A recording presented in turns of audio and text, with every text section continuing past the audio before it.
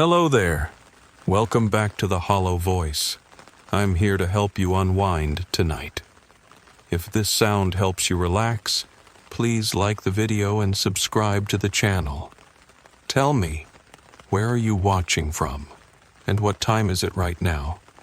Now, find a comfortable spot and let yourself unwind. My name is Jason Grimes, and I am writing this so that when the room is eventually opened, people will perhaps understand the things they find within it. And so that I will not be thought of as the madman that part of me already fears I am. It all began with the reading of the will. My mother, my only living parent left, had passed away due to a heart attack in her New England home. Her body had been found by one of the women who came to clean every few days, and the news had not come as a shock to any of the family. She'd had 2 previous heart attacks, and with her smoking and drinking, she wasn't exactly in the best of health. It had been a surprise that she wanted me to have the old family home, though. I'd never exactly had much love for the place and had moved out the first chance I got. Honestly, I hadn't been expecting to get anything in the will. Given how long it had been since we'd even spoken, I was surprised that she hadn't written me out. The way she'd tried to write me out of the family's history by removing any pictures of me from the house. I certainly didn't plan to keep that creepy, rundown old place. But at the same time, I knew that there was a chance it could fetch a bit of cash on the market if someone put a little work into fixing it up. And as I was currently between jobs, it might be a worthwhile use of my time. I got my brother and our cousin to come over and help with fixing it up, which they happily agreed to do. There actually wasn't as much work to do as I had first thought, as the house seemed to be in better repair than I remembered it being. I guessed that my mother, cheap as she was, had still finally been forced to actually get someone in to fix up some of the bigger problems the house had. There was still stuff that needed repair and a new coat of paint, but it only ended up taking about a week or so in the end. It was during this time that I first found it. Now I didn't have the best memories of the old place, given how long it had been since I had stayed there. But one of the first things I noticed while I was walking along the ground floor hallway was that there was a door that hadn't been there before. I stared at it for a few moments, more out of confusion than anything else, before trying to push it open. It wouldn't budge an inch. I asked my brother if he knew what might be down there, and he shook his head, saying that he'd not even noticed it before now. My cousin said that she'd noticed a big, old-fashioned-looking key in the keyhole of the door the last time she'd come round to visit, but she had no clue where it might be right now. I shrugged, not really thinking much of it at the time, just figuring that I'd had to get someone to bust the door down at some point before I got the house sold. The room none of us wanted to go in was Emerson's. It was weird, seeing all his old toys and coloring books still there, as if our mother had been trying to bring her son back by clinging on to the past. Emerson had always been our mother's favorite, the one who she'd lavished all of her attention on, and I saw that she had stuck his drawings up all over the place. Drawings of pirate ships and odd, comical-looking figures with strange designs. My brother told me that when he'd stayed for dinner, our mother would still set a place for Emerson, as if she expected him to just show up out of the blue. Missing for all these years, and she was still expecting him to come wandering through the door. That first night I spent alone in the house, I didn't sleep very well. Crazy as it sounds, I kept thinking that I heard noises in the house, people talking to each other. I must have checked each and every one of the rooms a good dozen times, only to find each and every one of them empty. I even checked to see if I'd left the TV on, but it was still unplugged. I would go back to bed, and then, after a little while, the noises would start up again. Sometimes I was sure that I could hear music as well. It was around 4 in the morning that a thought occurred to me, and I went to the locked door in the hallway, pressing my ear against it and listening closely. I was sure I heard what sounded like a muffled tune coming from within. The next day I went into town to buy some food, and after the events of last night, I also bought a hammer to knock that old door down. It was while chatting with the cashier that I learned something unsettling about the neighborhood that I had temporarily moved into. I had casually brought up where I was staying after he commented on me being new around here, and told him that I was planning to try and sell up. No one with sense is gonna buy that dump. No one with half a brain would buy any house within 10 miles of that place, he said, not looking up from the groceries he was packing away. Why not? It seems like a nice enough neighborhood, I had replied. Because of all them kids going missing, of course. He'd gone on to explain that for the past few years there had been a sudden and disturbing rise in the number of children vanishing from their homes in the area. There had been search parties formed. The police and the FBI had gotten involved, but nothing had turned up. The kids had vanished from their homes with no signs of forced entry or struggle, and no evidence left behind as to who might have been responsible. People were trying to move away as fast as possible, but there were few who would buy a house in the area once they heard about what was going on. No one wanted to move to a place where a child kidnapper-killer was active. I have to admit the story kind of creeped me out. Knowing that something so strange was going on near where I was staying made the odd goings-on of the previous night seem even more unsettling to me, and so as soon as I got home I decided to bust that door down. My neighbor, a fairly nice young woman named Charlie, who I'd gotten to know, was working on her home's front lawn when I got back and noticed the hammer in my hand as I headed towards the front door of my home. Not really wanting to be alone when I broke the door down, I gave her an abridged version of events, leaving out the odd noises of last night, and asked if she'd like to join me in finding out what was in the room. "Mysterious locked door? Very Scooby-Doo," she said as I grinned. "Sure, I'll be Fred, you be Daphne," I replied, happy to have someone with me, her presence making the nervousness I had felt while listening to the cashier's story start to fade a little. Trust me, I'm more Velma than Daphne. Once inside the house, I packed away the various groceries, pouring drinks for myself and Charlie before we went to the white door. It only took a few swings from the hammer to smash it open, the lock breaking beneath the assault and the door swinging open. Behind it was a staircase leading down into a darkened basement below. I stared in confusion at the stairs, not believing what I was seeing. Our house didn't have a basement, I was sure of that. And yet suddenly I seemed to recall seeing this before. I could remember playing with Emerson one day, daring each other. Emerson had always been afraid of pretty much everything, and I, in the way of older brothers everywhere, had taken far too much pleasure in tormenting him. I seem to remember the two of us stood at the top of this staircase, me daring him to go down into the dark while calling him a chicken.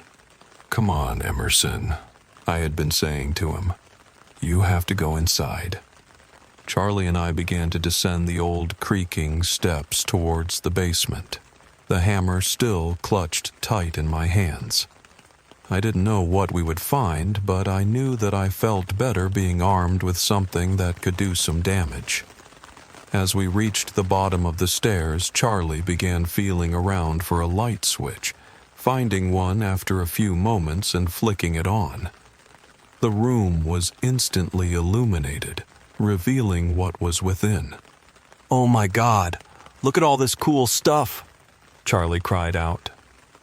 The basement was full of puppets. There were dozens of them, all lined up on various shelves, all in very good repair as if they were brand new. There were puppets of all shapes and sizes, some of them being very human-looking, while others were Muppet-like animal creatures, and others were more monstrous. They were props from what looked like the set of a kid's show, I guess. None of it had any dust on it, as if someone had been down to tidy up just moments before. I could guess what all of this was from, but what it was doing down here, I had no idea. "What is all of this?"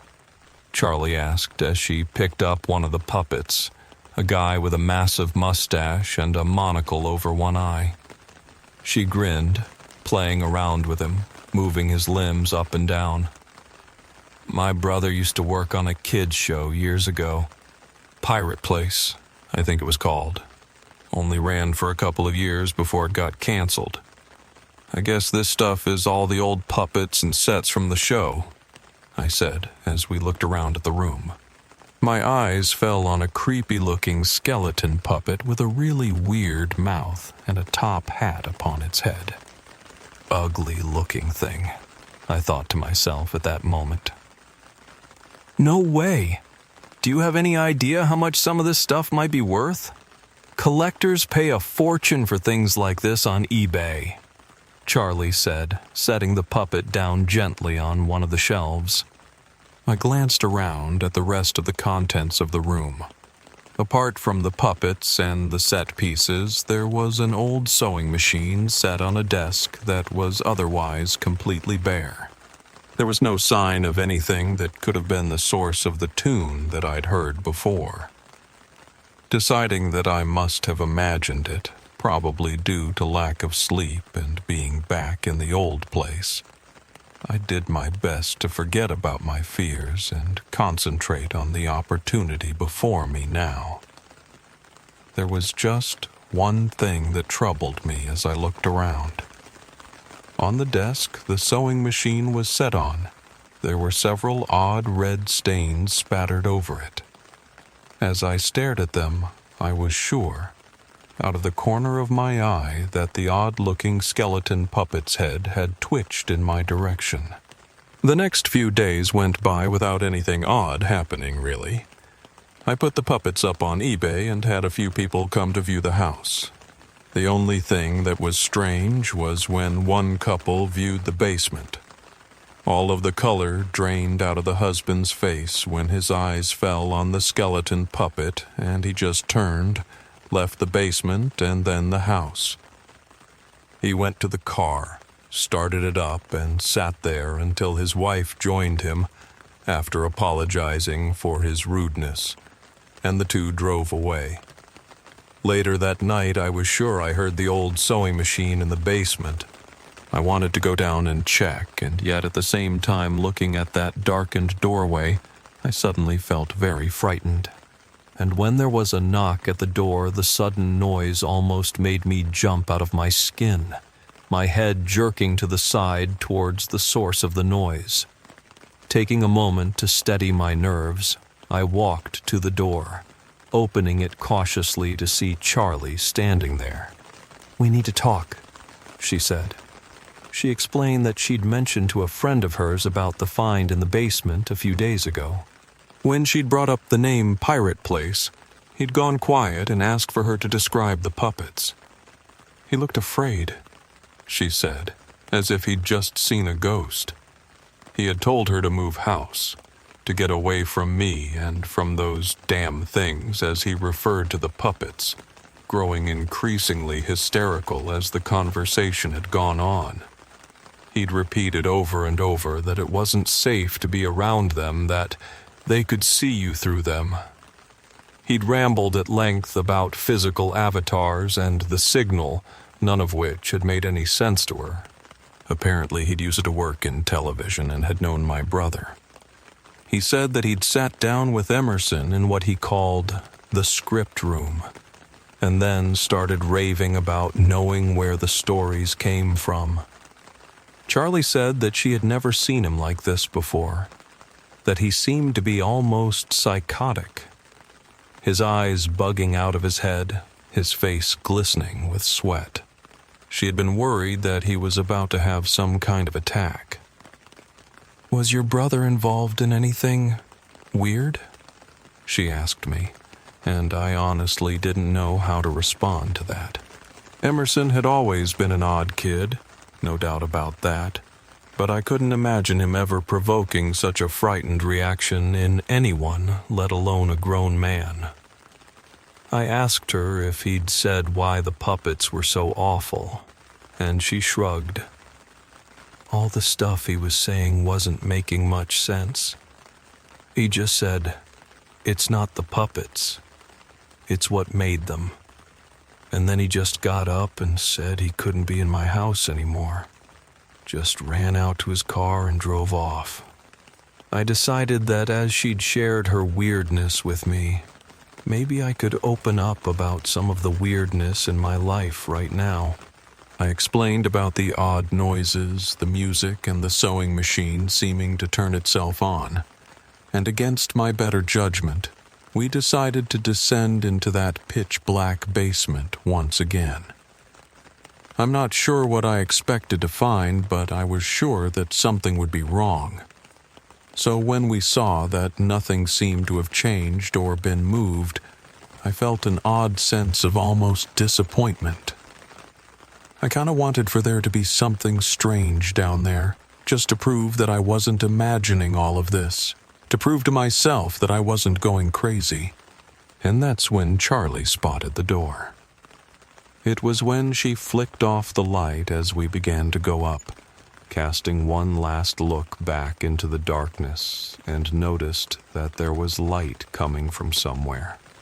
Not very bright, but nonetheless a light source. Moving swiftly, we shoved aside one of the shelves of puppets and felt along the wall behind it to confirm what Charlie had believed to be the case. There was a door behind it. "Told you this was all kinds of Scooby-Doo," Charlie said with a grin on her face, clearly enjoying herself. I smiled, which was something I definitely wouldn't have been able to do if she wasn't here. It was nice to have someone to share this insanity with. We felt along the wall, trying to find some way to open the door, some handle or switch to make it open. From behind it, I was sure that I could hear something. It sounded almost like music, circus music. A cheerful, upbeat tune, but also off somehow, as if there was something not quite right about it. Out of the corner of my eye, I was sure that the puppet with the ridiculous mustache and monocle had moved. And I realized how ridiculous that sounds, but I was certain of it. It was just the tiniest movement, a twitch of its head toward the skeleton puppet. As if waiting for orders, I thought to myself, and then wondered why that had popped into my head. With a bit of work, we managed to strip away the wallpaper that was covering most of the door, revealing that it was a bright red in color, the paint chipped and flaking in places, with a small keyhole and no handle. I assumed that it just pushed inwards once unlocked, or perhaps slid to the side as there was no place for a handle to have once been either. It was then that I noticed that Charlie had stopped smiling.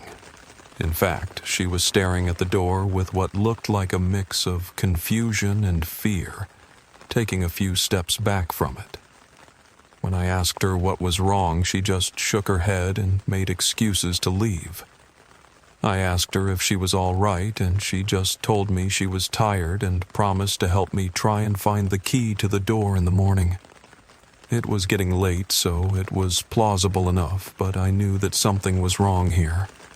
For the rest of the evening, I looked through Emerson's old things in his room, looking for some clue, perhaps, as to what it was that had inspired such fear in Charlie's friend.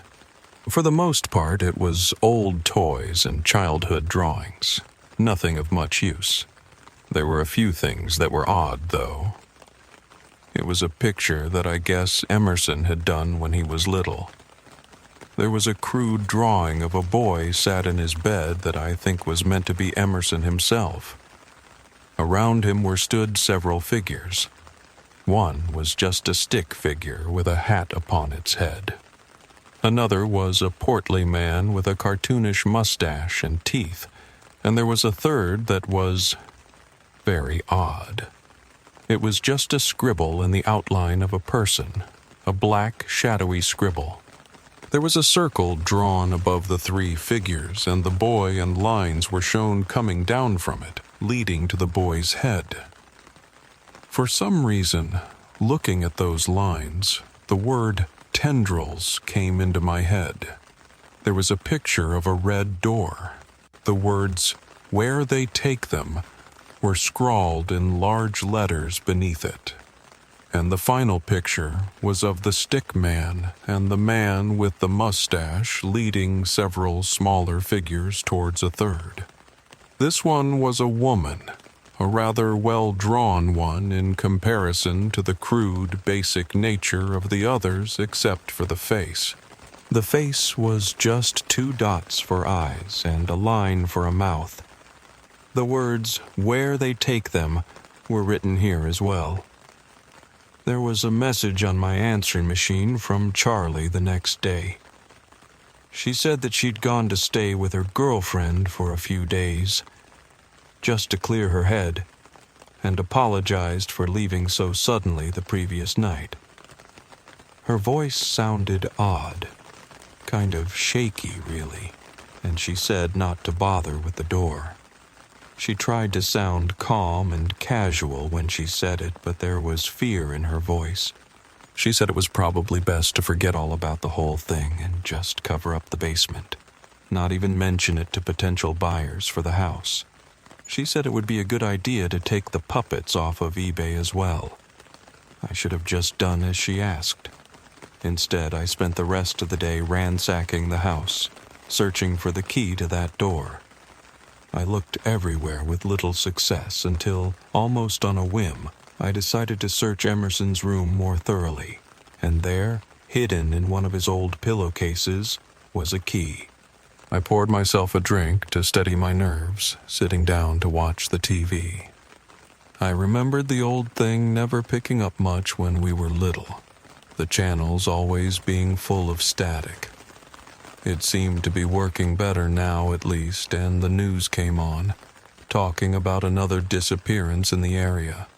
A girl of 12 this time, vanished from her home in the middle of the night. I flipped through the channels looking for something a little less grim while I finished my drink. Getting up, I headed down the steps into the basement, striding toward the door, ready to open it. The skeleton puppet was sat at the sewing machine now. I knew I hadn't moved it, and neither had Charlie, and the other puppets. Their heads seemed to be turned towards it, as if they were waiting for it to do something, to say something. God, it was a hideous thing. That awful, misshapen mouth looking so awful. God knows why the prop designer had made it look that way. At that moment, the words, "to grind your skin," popped into my head. I put the key into the door, and sure enough, it unlocked it, the door pushing inward with ease, revealing the room that lay beyond it. It was illuminated by a single dirty bulb, making the contents of the room easy to see. Dear Lord, the smell. The only thing worse was the sight of what was littered around the room. Children's shoes and clothes, some spattered with old, dried blood, were piled in a heap in one corner of the room. The floor was stained with large patches of red, one of which, as I stepped into it, I realized was still somewhat fresh. Fresh and sticky like soda spilled on a movie theater floor. The room smelt of spoiling meat and burnt hair, and it took all I had not to throw up as I entered it, wondering how the smell hadn't traveled from this room to the basement. There was a pile of old video cassettes in one corner of the room, all labeled with things like Emerson's First Bike Ride and Emerson's First Spelling Bee, all old home movies, I guess. but mixed in with them were tapes labeled Candle Cove, Episode 4, and Season 3, Pilot Episode. I picked up a few and noticed that there were bloody fingerprints on several. There was a series of steps leading down further into the blackness at the rear of the room, and I felt oddly compelled to go down there. How far down did this go? How is this even here beneath my family home without me ever knowing of it? And yet I felt like I did know about it. Looking at those steps, I felt like I remembered being in this room before. I was a child, and it had been empty then and there. I stood with Emerson at the foot of these stairs. Emerson, you have to go inside, I had whispered to him, taking delight in how terrified he looked. He had gone down into the dark and my head throbbed with pain. It actually physically hurt to try and remember, as if something was willing me not to. Had there been someone down there with us? I was sure I remembered there being someone in the room besides the two of us, the more I thought about it. Our mother? No, not our mother, but another woman. Why couldn't I remember her face? I began to take unsteady steps down the stairs. The more I walked, the closer I got to another door, another red door. The key fit the lock of this one as well, and it opened with ease. There was music coming from within now and the sound of waves crashing against the shore. I felt it pulling me towards it, calling to me like a siren song. I had to go inside, I thought to myself. I had to go inside.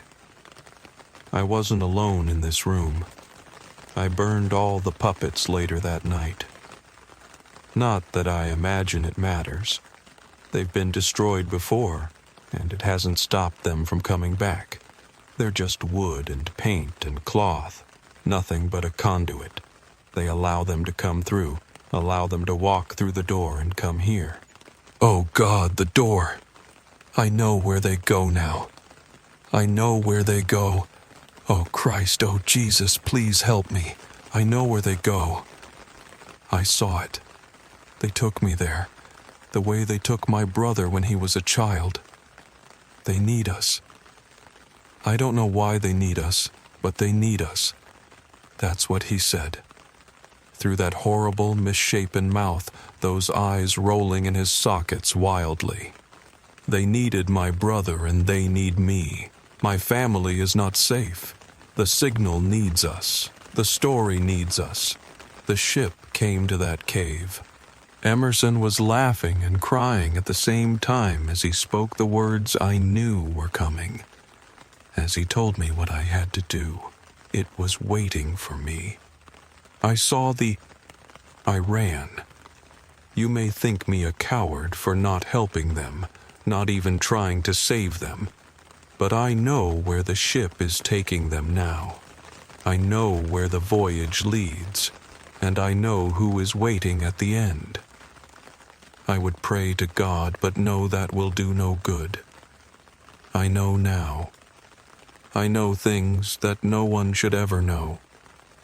I know what Emerson learned that day the signal found him. I know the things he learned in the dark places where the music comes from.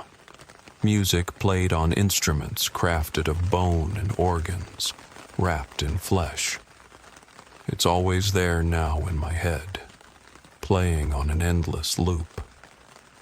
The signal has found me like it found Emerson that day I made him go down those stairs. Like it found our mother. I know why she did what she did. I know what she knew, and I know where Emerson is. I saw him on the ship. My God, the ship. The laughing was the worst. I wish it would stop laughing. I have sealed up the basement, but know that one day someone will go down there again. I write this so that when they discover the things I know they will find down there, they will know neither I nor my mother were responsible. And perhaps so they will have the courage to do what I do not and destroy this terrible place, burn it to the ground. The only thing that holds me back is the fear that perhaps this place is not merely the door to their cage, but the cage itself. If the house were to be destroyed, perhaps they would be able to spread. I wish to apologize to my family. I hope they will forgive me for what I am about to do. I hope they will understand. My brother, if this reaches you, please do not go into that house. And don't sell it. Board it up and let it stand forgotten. A creepy old building for people to stare and wonder at. Maybe that will hold them back at least. The sewing machine is going at all hours of the day now. I know that it's him sewing himself new additions to that terrible cape. She lets him keep the skin, you see. He gets to keep the skin. I am so sorry, Emerson. I don't hate you for the things you did. I wish I could help you or at least put you out of your misery. I know they won't let you rest. I know you cannot be free of them now. I see them out of the corner of my eye sometimes. They're going to take me to the ship. I won't let them.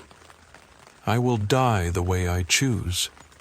The sea will carry my body away, hopefully far from where they can ever find it. The Grimes home was searched, and the belongings of over 23 children who had gone missing in the local area were discovered within. No trace of the children themselves was found within the house or near it, however. The basement and the secret room were both as the letter described them. However, no stairs leading down to a further sub-basement were found anywhere on the property. The puppets all also appeared to be completely undamaged, despite the claim that they had been burnt.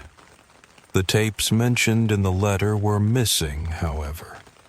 2 families have since lived in the Grimes home. Neither has stayed for more than a few months, reporting strange smells, odd noises around the house, and things going missing.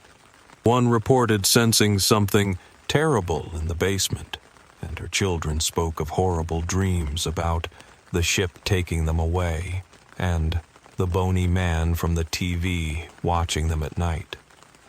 The house is now abandoned, having been purchased and then left empty by one Adrian Grimes in early 2011. The puppets and set pieces from Candle Cove, mistakenly named Pirate Place by Grimes in the letter, an early working title for the show that Emerson Grimes later abandoned, supposedly vanished shortly before Adrian Grimes made the purchase. The whereabouts of Jason Grimes remain unknown.